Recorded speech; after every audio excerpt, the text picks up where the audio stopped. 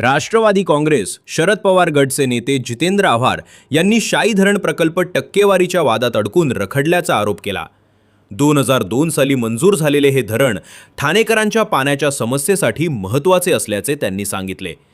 शहरातील मेट्रो कामाचा वेग संथ असून रस्त्यांची अवस्था खराब असल्याची टीकाही त्यांनी केली। वाढती वृक्षतोड आणि भविष्यातील पाणीटंचाईबाबतही त्यांनी चिंता व्यक्त केली। तसेच महापालिकेतील विविध समित्यांच्या नियुक्त्या रखडल्याबाबत सत्ताधाऱ्यांवर निशाणा साधला। चालू आहे, मुख्यमंत्री काय लक्ष घालायचं ते काय आपण काय बोलणार। आता ह्या बातम्या तर पेपरला पण येतात, तर त्या दिवशी व्यवहार कोणाचे झाले, कोणाच्या अकाउंटवरनं कुठनं पैसे गेले, हे सगळं येईलच समोर।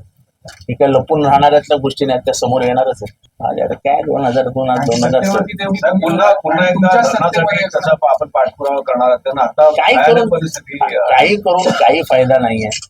या शासनाकडनं कुठलीही अपेक्षा करणं मी सोडून दिलं। स्थानिकांचा विरोध कसं आहे की प्रत्येक धरणाला स्थानिकांचा विरोध असतो।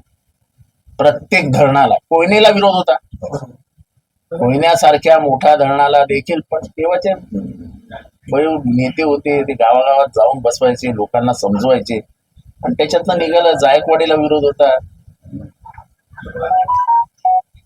आणि जी धरणं झाली त्या काय धरणाला लोकांनी स्वागत नाही केलं, या धरण बांधा। लोकांना विरोध असतोच, कारण का ते विस्थापित होणार असतात, त्यांच्या जमिनी जाणार असतात, त्यांना पर्याय द्यावा लागतो। आणि हे इन्फ्रास्ट्रक्चर जे प्रोजेक्ट्स आहेत, धरणं वगैरे फार महत्वाचे। आता तुम्ही एवढे रस्ते काढतात, काय विस्थापित करत नाही लोकांना। जमिनीच्या जमिनी घेत आहे, बागायती जमिनी घेत आहे। तू तर कोल्हापूरचा आहेस ना, शक्तीपीठ मध्ये तू कोकणात जा, कोल्हापूरचं कोण आहे? शक्तीपीठ जाते ते कुठनं जाते? चंदगड मधून फिरवलं 2000 कोटी वाढवलं, मुख्य शेतामधनं जाते। आणि त्या शक्तीपीठची गरज काय?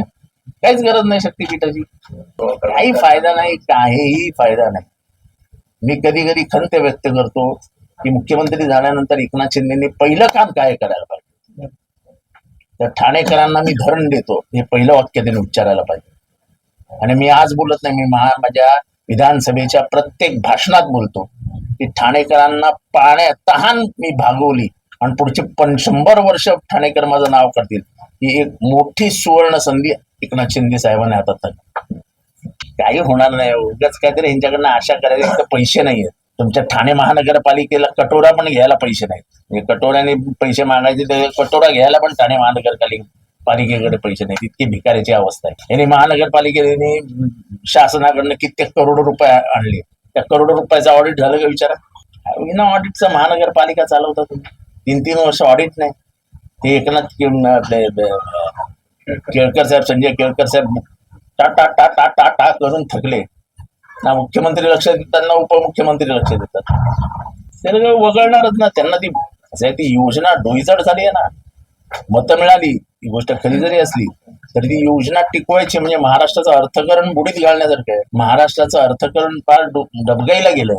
अशा योजना आणल्या की असंच होणार, फुकटात तुम्ही एकदा द्यायची सवय लावली की घ्या, हे 1,500 घ्या, आणि प्रत्येक निवडणुकीला, आता ह्याच्या पुढच्या प्रत्येक निवडणुकीत, लोकसभा असो नाही तर विधानसभा, 2 महिन्या अगोदर एक योजना आहे ज्याच्यात 5,000 रुपये प्रत्येक माणसी घरी जाते। म्हणजे मतपूर्वी म्हणायचे, मला माहित नाही की मतदारांच्या हातात पैसे देऊन मतं विकत घेतली जायचे। आता हे शासनच 5,000 रुपये देणार म्हटल्यावर मग काय अधिकृतरित्या 5,000 रुपये जर तुमच्या अकाउंटवर येणार असतील कुठल्या तरी कारणाने, 5,000 रुपये अकाउंटला, म्हणजे 12×5 = 60,000 रुपये वर्षाकाठी जर तुम्हाला मिळणार असतील, 5 वर्षाचे तुमचे 3 लाख रुपये झाले। 3 लाख रुपये एका मताला, काय वाईट आहे? द्या मत।